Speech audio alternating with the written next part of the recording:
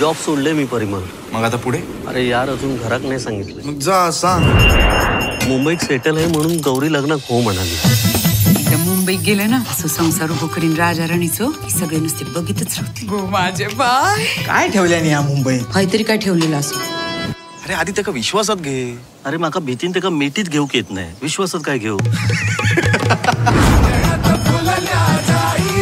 तुम्हाला काय वाटतं इकडच्या मुलांची लग्न का खोळंबली? इथल्या मुलांचं कसं होतं, स्वतःच्या बागायतदार वगैरे सांभाळत बस. शेणातलो पाय मार्बलच्या लादीवर पडलो तर वाईट काय त्यात?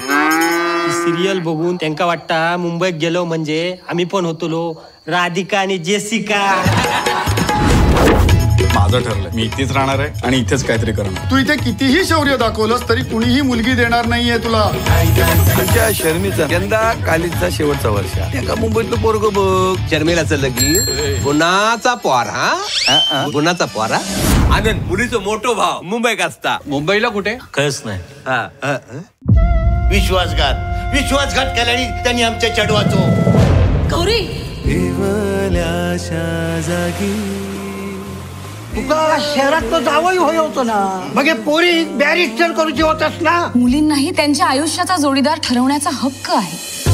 जरा जास्त स्पष्ट बोललीस तू त्या दिवशी. स्पष्ट बोललेलंच बरं पडतं. आमच्या परिमल बद्दल काय मत आहे तुझं? 1 मिनिट. 10 मिनिटं. काय रे, काय झालं? साप आडवा आला.